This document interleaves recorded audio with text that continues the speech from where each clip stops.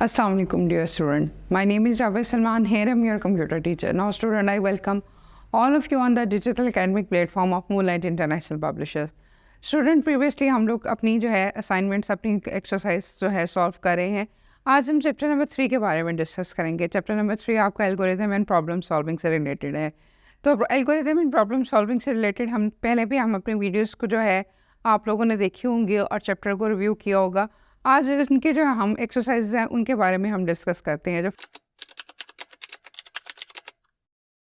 Question number 2 आपके पास जो है राइट द शॉर्ट आंसर्स. आपने शॉर्ट आंसर्स बताने हैं, डेफिनेशंस बतानी है, एग्जांपल्स उनकी बतानी है. जैसे हमारा फर्स्ट क्वेश्चन है, अगर हम शॉर्ट क्वेश्चंस के बारे में बात करें, व्हाट इज़ प्रॉब्लम, प्रॉब्लम क्या है, मसला क्या है, ये आप बिल्कुल अपने बुक के पेज पे फर्स्ट पेज पे देखेंगे जो आपके चैप्टर नंबर स्टार्ट हो रहा है algorithm thinking and problem solving में.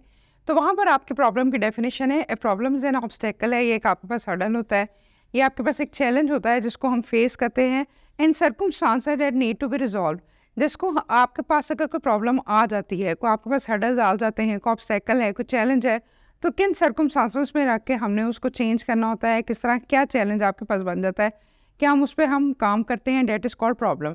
अगर हम बात करते हैं डिफाइंड प्रॉब्लम सॉल्विंग कि व्हाट इज़ प्रॉब्लम सॉल्विंग या डिफाइन प्रॉब्लम सॉल्विंग, तो प्रॉब्लम सॉल्विंग को हम किस तरह डिफाइन करेंगे, किस तरह हमने प्रॉब्लम सपोज अगर कोई प्रॉब्लम आपके पास आ जाती है, ठीक है, तो हमने उसको हर चीज़ का जो है कोई ना कोई सोल्यूशन होता है हर चीज़ का. इन केस अगर हम एक जनरल छोटी सी एग्जांपल लेते हैं कि अगर हमें कोई प्रॉब्लम कोई ऐसी कोई डिज़ीज़ है, कोई प्रॉब्लम है, हम बीमार है, तो डेफिनेटली उसके सोल्यूशन की तरफ हम जाएंगे, हमें उसके डॉक्टर के पास जाना पड़ेगा.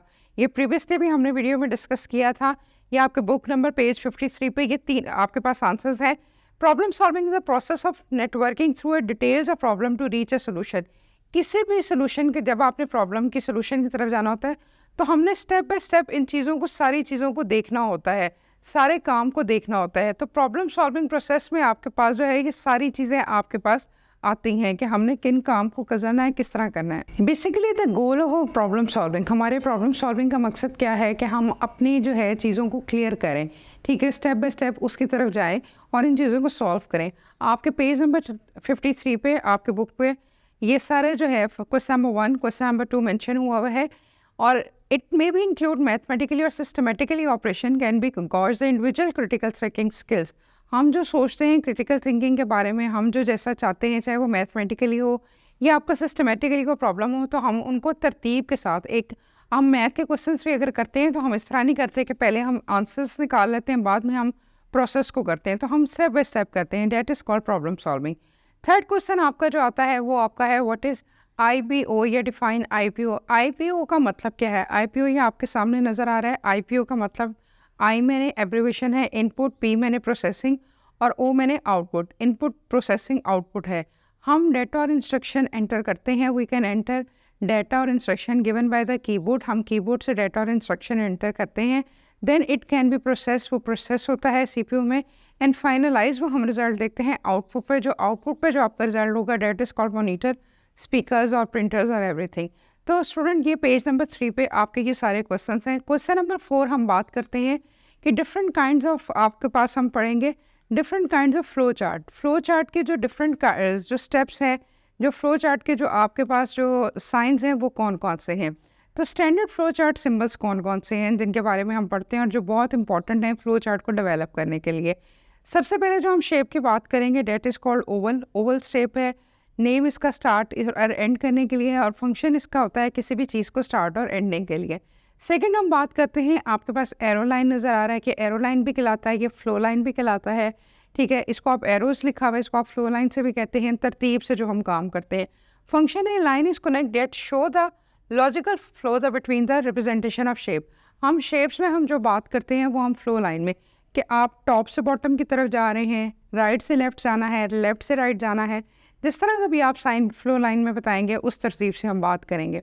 फिर हमारे पास आ जाता है, आपके पास थर्ड ऑप्शन आ जाती है, आपके पास ये जो साइन नज़र आ रहा है that is called input output a parallelogram. इसको हम पैरेलग्राम्स कहते हैं. पैरेलग्राम साइन आपका इनपुट के लिए भी होता है और आउटपुट के लिए भी होता है. आप इनपुट देंगे और जो आपके पास रिक्वायर्ड रिजल्ट आएगा date is called output.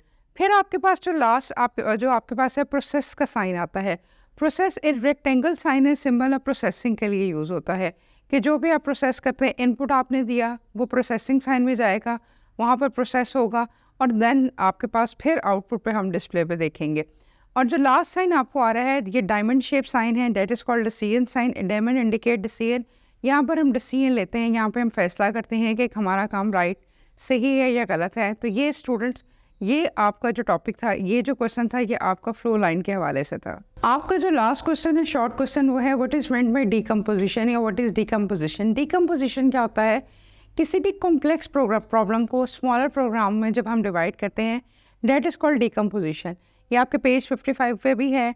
Breaking a complex problem down into a smaller problem and each और one individually is called decomposition. हर जो प्रॉब्लम है जो स्टेप बाय स्टेप हमने सॉल्व की होगी, ठीक है, कोई आपके पास कॉम्प्लेक्स प्रॉब्लम आ जाती है, उसको हम स्मॉलर प्रोग्राम में डिवाइड करते हैं, तो वो आपकी डीकम्पोजिशन कहलाती है। होपफुल स्टूडेंट आपको ये सारे क्वेश्चन समझ आए होंगे